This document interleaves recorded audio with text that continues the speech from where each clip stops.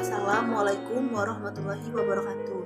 Perkenalkan, saya Moza Marani dari Prodi Manajemen Zakat dan Wakaf dengan nomor NIM 2030604109. Baiklah, di sini saya akan menunjukkan beberapa materi tentang mengelola tekanan stres dalam pekerjaan.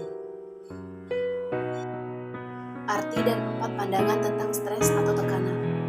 Stres adalah suatu kondisi dinamik yang di dalamnya seorang individu dengan suatu peluang, kendala, atau tuntutan yang dikaitkan dengan apa yang sangat diinginkannya dan hasilnya sebagai tidak pasti dan penting. Yang kedua, stres adalah kondisi dinamis dengan rasa tegang dan cemas pada individu atau kumpulan individu dikarenakan ketidakseimbangan antara tuntutan dan kemampuan respon yang dihadapkan dengan kesempatan terbatas. Yang ketiga, stres berarti suatu urutan hal-hal urusan yang menumpun dan yang berbeda-beda bagi setiap orang. Dengan cara yang sederhana, dapat dikatakan dengan stres itu adalah suatu bersangkutan dengan interaksi antara orang dengan lingkungannya. Ada 4 definisi pengelolaan stres. Yang pertama itu definisi rangsangan. Adalah sebagai berikut. Stres adalah kekuatan atau stimulus yang menekan individu yang menimbulkan tanggapan terhadap ketegangan. Ketegangan di sini adalah tekanan atau dalam arti fisik adalah pengubahan bentuk satu persoalan yang timbul dari definisi ini.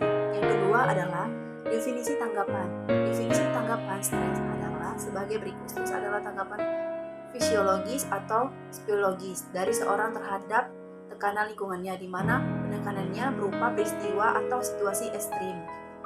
Yang ketiga itu definisi rangsangan tanggapan. Contoh definisi tanggapan stimulus adalah bahwa stres merupakan konsekuensi dari interaksi antara sekedar stimulus atau tanggapan. Yang keempat, definisi kerja.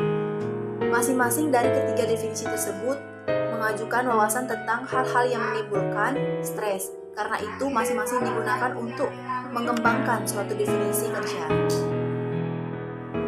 Ada 5 jenis konsekuensi yang mungkin timbul atau akibat dari tekanan, dikategorikan meliputi yang pertama akibat subjektif, kegelisahan, agresi, acuh, kebosanan, depresi, keletihan, frustasi, kehilangan kesabaran, rendah diri, gugup, dan merasa kesepian.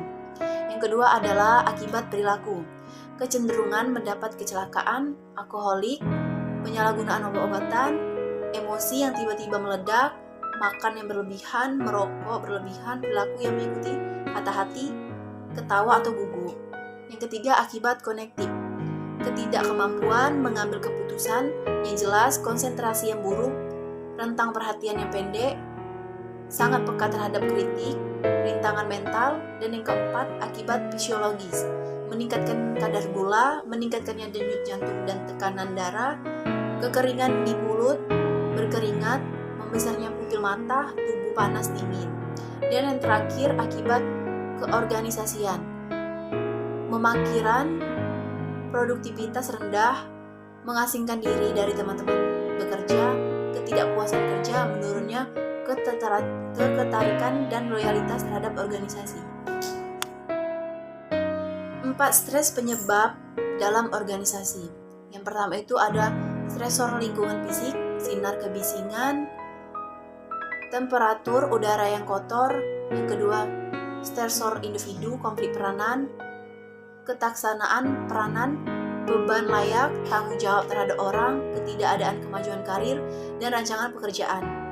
Yang ketiga, stresor kelompok, hubungan yang buruk dengan rekan sejawat, bawahan dan atasan. Dan keempat, stresor keorganisasian, ketidakpartisipasi, struktur organisasi, tingkat jabatan, dan ketidakadaan kebijaksanaan yang jelas.